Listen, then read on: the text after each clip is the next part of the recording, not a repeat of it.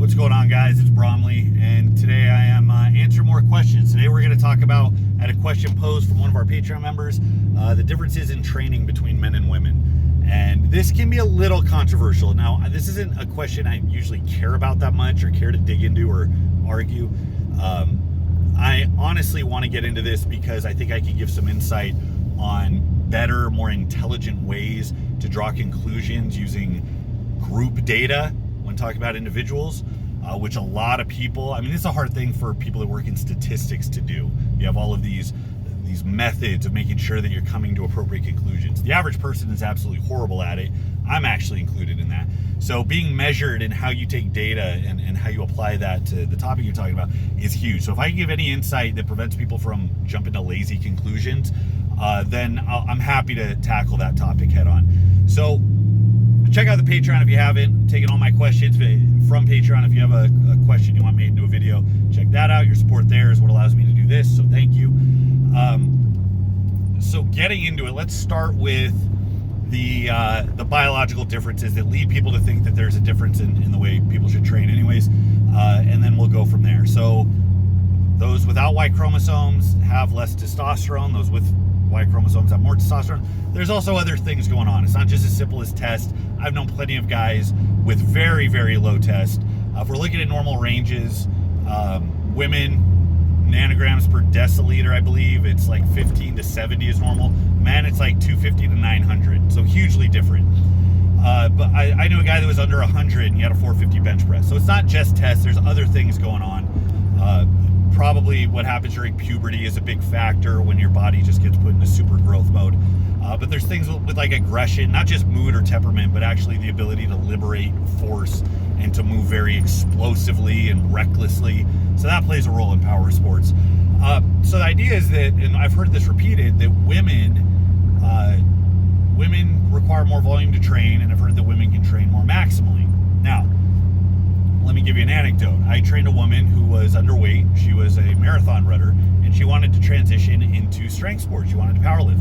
So this individual had a very hard time growing. The stimulus I gave her was not enough. She wouldn't grow. I also found that she could go for days at very high percentages. 90% was like a set of 6. So I thought, oh, okay, she's a marathon runner. She has a really good motor. Actually, it was quite the opposite. She was so underdeveloped when it came to force production that her ceiling was just artificially low. It wasn't even just that her strength endurance was good. So what happened is I had to tick up the volume pretty dramatically, and she ended up doing a lot of really heavy attempts on a regular basis. So would this confirm that hypothesis that women require more volume? Maybe, but I can also think of underweight men who have experienced the same thing. Guys who are sedentary for a long time, who are very inefficient when it comes to force production. It's like they're not strong enough to work hard enough to cause that specific adaptation. You got to establish a bigger base first. This is also true with elderly populations. If any of you have, let's say, come across any of Andy Baker's stuff or read anything about how to get stronger, you know, those who are starting out in their 60s or later, you find that elderly people can train very, very close to maximal very often. And it's not it's not as big of a hit to their systems. So it's not just with women, it's with other people who fit that mold. Now this brings me to a very important point, which is when you're making these recommendations or these types of generalizations, it's not that they might not be true over an aggregate, over a pool of people. It's that if you are training either yourself or somebody else, it is your job to figure out what works best for the individual, which means aggregate data can only take you so far. There are a bunch of other things that are predictors of strength that may work directly against whatever conclusions you came to based on this group data you looked at. Because women aren't just women. Women can be tall. They can have thicker or smaller frames. Their tendon insertions can vary. There's variation in neurological activity and hormones. There's variation in mindset and tenacity. All of these things vary, along with 100 other things I can't possibly list right now. So trial and error, setting a baseline, moving forward, taking notes, figuring out what is productive and what is not, that is the same for absolutely everybody. And even in so much as I was thinking about this, I was trying to push myself to think of exceptions to this rule. And then I thought about, okay, well, who really loves applying these very broad rules to groups of lifters. Well, Olympic lifters do. In fact, that's what all of their data is pulled from.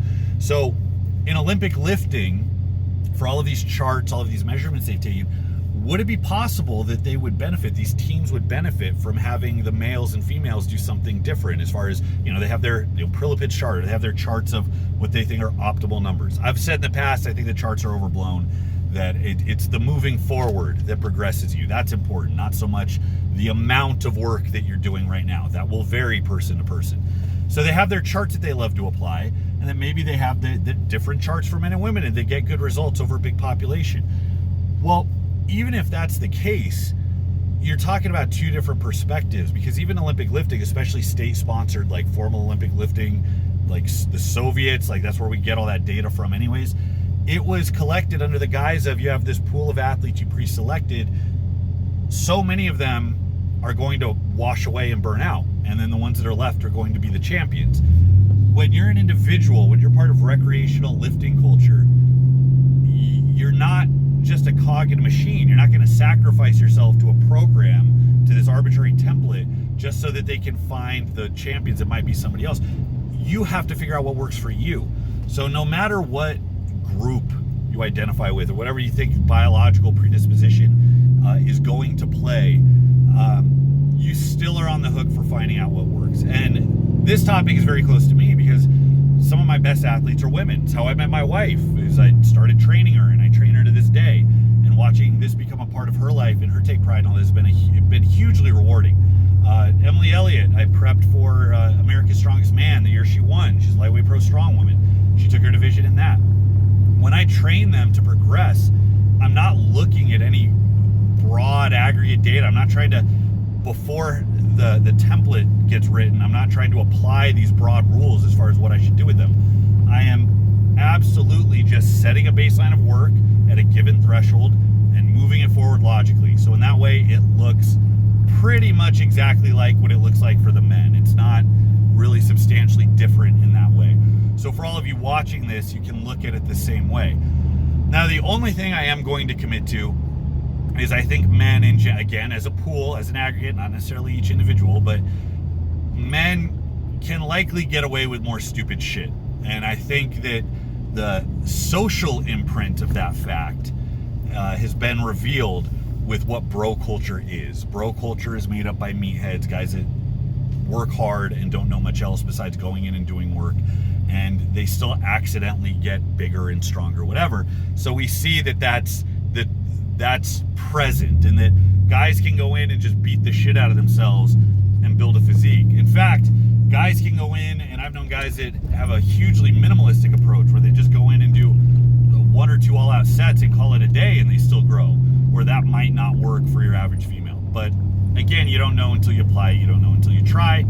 So that is really all I have to say about it. Remember, the group and individual, those are two different things. You can't look at them the same way, or you're going to make a lot of missteps with your conclusion.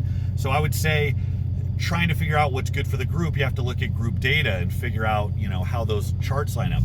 Trying to figure out what's good for the individual, very little should enter into that except as an arbitrary starting point. And then every position, every change you make aside from that should absolutely be tailored to the individual. So anyways, so that's my statistics lesson for today. If you agree, disagree, took issue with anything I said, go ahead and leave it in the comments. Thanks for watching, guys. Until next time, this is Bromley at Empire Barbell. I'll see you.